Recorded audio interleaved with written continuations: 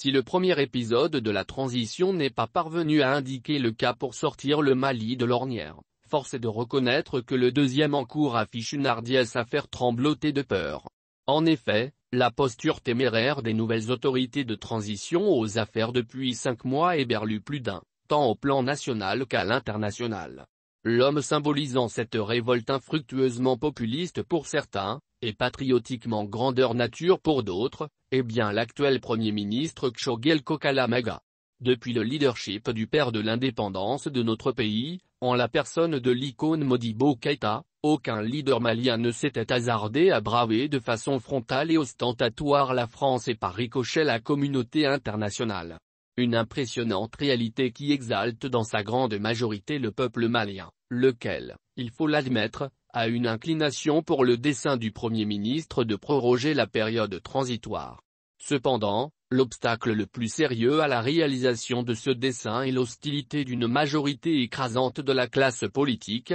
qui ne se reconnaît pas forcément aux visées politiques du chef du gouvernement. Toute chose qui dénote de la prévalence d'un pinacle de discordance annonciatrice d'un tournant existentiel du Mali. On reste happé, par ailleurs, par les diatribes dont l'actuel Premier ministre est la cible alors qu'il pourrait consentir d'ultimes sacrifices politiques en tant que dirigeant africain, à en juger du moins par son intrépide discours à la tribune de l'Assemblée générale des Nations unies le 25 septembre 2021 ou encore ses fracassantes allégations accusant la France de former des terroristes à Kidal, à la faveur d'une interview accordée à l'agence russe RIA Novosti en marge de la Journée mondiale du coton à Genève. D'autre part, dans ce contexte particulier, bon nombre de Maliens voient dans l'adversité de certains compatriotes au Premier ministre un aveu de trahison de la cause nationale. Certains analystes politiques vont jusqu'à affirmer que Tchogel porte, comme par la Providence, ce qui motivait ardemment l'adhésion de ses désormais plus fervents détracteurs à la lutte du mouvement hétéroclite M5 RFP dont ils sont tous issus.